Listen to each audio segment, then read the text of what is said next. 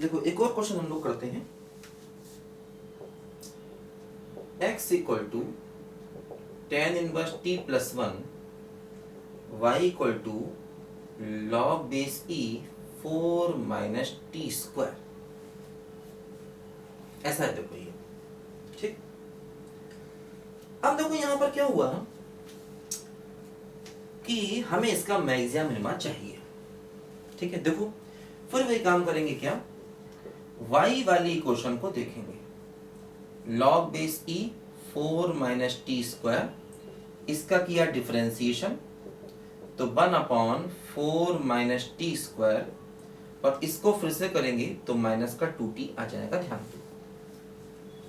ठीक, अब देखो वैसे -2 और 2 पर डिफरेंशिएशन 0 हो रहा है, लेकिन दिक्कत क्या है, देखो अगर हम इस फंक्शन को देखें, इसका डोमेन निकालें तो 4 minus t square positive, 2 minus T और 2 प्लस टी पॉजिटिव, माइनस से मल्टीप्लाई कर दें तो t माइनस 2 और t प्लस 2 निगेटिव, वैदिक का मेथड लगा दें तो -2 और 2 के बीच में, यानी ये फंक्शन -2 और 2 के बीच में डिफाइन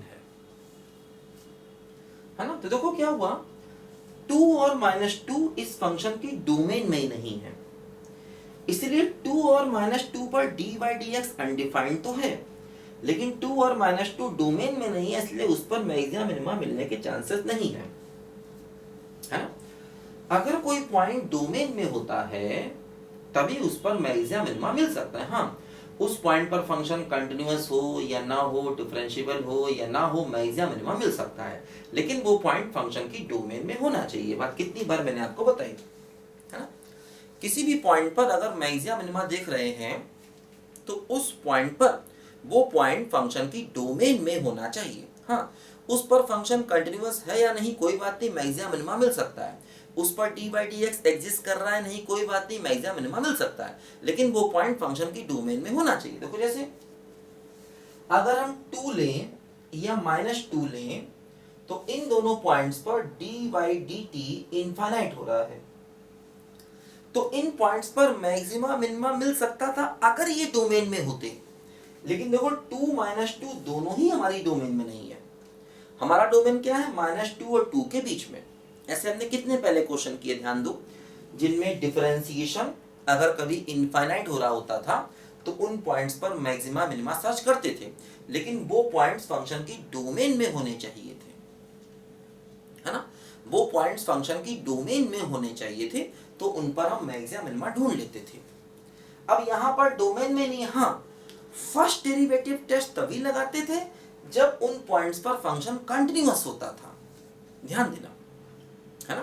देखो जैसे 2 और -2 पर dy dt इनफाइनाइट हो रहा है, ठीक है, तो 2 और -2 पर मैक्सिमम मिनिमा मिल सकता था अगर ये पॉइंट डोमेन में होते, और अगर इन पॉइंट्स पर फंक्शन कंटिन्यूअस होता तो हम फर्स्ट डेरिवेटिव टेस्ट लगा सकते थे, और अगर फंक्शन कंटिन्यूअस नहीं होगा तो फिर सवाल को ग्राफ से करना पड़ता है। ठीक है, ऐसे पॉइंट्स है ना जहां पर dy dt इनफाइनाइट हो रहा होता है, उन पॉइंट्स पर मैक्सिमा या मिनिमा मिल सकता है अगर वो पॉइंट्स फंक्शन की डोमेन में होते हैं।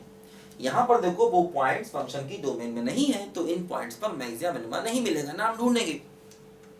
हाँ, वो पॉइंट्स फंक्शन की डोमेन में भी हो और फंक्शन उन पर कंटिन्यूअस हो तो हम लगा सकते हैं फर्स्ट डेरिवेटिव टेस्ट, ठीक है। और अगर वो पॉइंट्स फंक्शन की डोमेन में तो हो, है ना, लेकिन फंक्शन कंटिन्यूअस ना हो, तो फिर हम हमेशा क्वेश्चन को ग्राफ से करते हैं। अगर फंक्शन कंटिन्यूअस भी है तो फर्स्ट डेरिवेटिव टेस्ट लगा सकते हैं, लेकिन अगर फंक्शन कंटिन्यूअस नहीं है तो हम क्वेश्चन को फिर ग्राफ की हेल्प से करते हैं ऐसे पॉइंट्स पर जहां पर फंक्शन कंटिन्यूअस नहीं होता है। हाँ, हायर ऑर्डर डेरिवेटिव टेस्ट तभी लगा सकते हैं जब उन पॉइंट्स पर फंक्शन डिफरेंशिएबल हो रहा हो, dy dx 0 हो रहा हो, ध्यान दीजिएगा, ठीक है। तो खैर देखो अब हमें मैक्सिमा मिनिमा कहाँ मिल सकता है, देखो हम डिफरेंशिएशन को 0 करें, अगर हम डिफरेंशिएशन को 0 करेंगे तो ये पूरा टर्म 0 होगा, देखो ठीक है, ये पूरा टर्म 0 होगा, ये क्रॉस मल्टीप्लाई होगा, तो देखो यहाँ से t भी 0 होगा, ध्यान दीजिए। तो t बराबर 0 पर मैक्सिमम मिनिमम मिल सकता है। देखो t बराबर 0 हमारी डोमेन में है, कोई समस्या नहीं। t बराबर 0 पर y भी डिफाइन है, t बराबर 0 पर x भी डिफाइन, दो डिफाइन है। तो t बराबर 0 पर हमें मैक्सिमम मिनिमम, देखिए मैक्सिमम मिनिमम कहाँ मिलता है? मैक्सिमम मिनिमम उन पॉइंट्स पर मिल सकता है जहां dy dx अनडिफाइंड हो या इनफाइनाइट हो। मैक्सिमम मिनिमम उन पॉइंट्स पर भी मिल सकता है जहां पर dy dx 0 हो।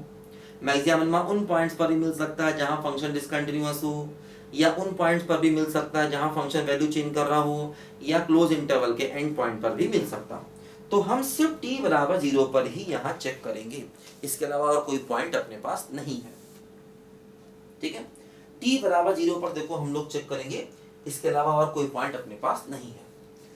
अब देखो क्या करें, 0 पर चेक करने के लिए dy dt देखो ये है अपने पास -2t upon 4 minus t square. देखो अगर t निगेटिव होगा तो निगेटिव के आगे एक और निगेटिव, तो dy dt क्या होगा? पॉजिटिव। और अगर t पॉजिटिव होगा तो dy dt क्या होगा? देखो निगेटिव। मतलब t लेस देन 0 पर dy dt पॉजिटिव है और t ग्रेटर देन 0 पर dy dt निगेटिव है। तो dy dt पॉजिटिव से निगेटिव पर जा रहा है, इसका मतलब t बराबर 0 पर आपको लोकल मैक्सिमा मिल जाएगा, लोकल मैक्सिमा मिल जाएगा t बराबर 0 पर।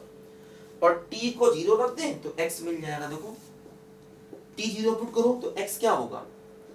tan inverse 0 plus 1, tan inverse 0 का मतलब 0 प्लस 1, तो x बराबर 1। t बराबर 0 पर लोकल मैक्सिमा है, यानी कि देखो हम कह सकते हैं कि, ध्यान दो यहां पर x बराबर 0 पर देखो क्या हो रहा है, यहां पर ध्यान दो। ठीक है, x बराबर 0 पर देखो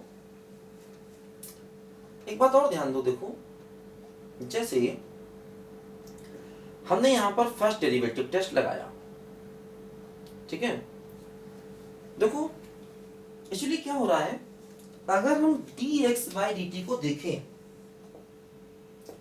तो इसका डिफरेंशिएशन 1/1 प्लस टी स्क्वायर आएगा। देखो ये पॉजिटिव है, मतलब फंक्शन देखो इंक्रीजिंग है, ध्यान दो, है ना। देखो क्या हो रहा है, फंक्शन इंक्रीजिंग है, मतलब x और t का फंक्शन इंक्रीजिंग है ना। x और t का देखो फंक्शन इंक्रीजिंग हो रहा है, ध्यान दो, है ना। तो देखो मैंने बताया था t बराबर 0 पर x बराबर 1 आ गया, तो इस पॉइंट पर लोकल मैक्सिमा हो गया, कोई दिक्कत नहीं। अब मैं आपको अगर इंक्रीजिंग डिक्रीजिंग चेक करना होता तो मैं बता रहा हूं कि इंक्रीजिंग डिक्रीजिंग चेक कैसे करते, है ना। इंक्रीजिंग डिक्रीजिंग चेक करने के लिए क्या हो रहा है, देखो यहां पर कि जैसे t अगर 0 से बड़ा होगा तो x 1 से बड़ा होगा, है ना। फिर उस पर dy dx निकालना पड़ेगा, है ना। फिर उस पॉइंट पर dy dx निकालना पड़ेगा। खैर कोई बात नहीं, इंक्रीजिंग डिक्रीजिंग चेक करना होगा तो हम कर लेंगे, dy dx को निकाले कर लेंगे। उसके लिए हमें देखना पड़ेगा कि dx by dt वाला फंक्शन इंक्रीजिंग है कि डिक्रीजिंग। देखो ऐसे यहाँ क्लियर हो गया, जैसे t बराबर 0 पर x 1 है और dx by dt पॉजिटिव है, मतलब अगर t 0 से ज्यादा होगा तो x 1 से बड़ा होगा, और अगर t 0 से कम होगा तो x 1 से कम होगा। ध्यान दो, अगर t 0 से ज्यादा होगा तो x 1 से बड़ा होगा, और अगर t 0 से कम होगा तो x 1 से कम होगा। ये बात हमने चेक कर ली, और ये बात यूज होगी अगर हमें इंक्रीजिंग डिक्रीजिंग चेक करना होगा तब। ठीक है, तो लिखो जरा बच्चों ध्यान से फटाफट इसको।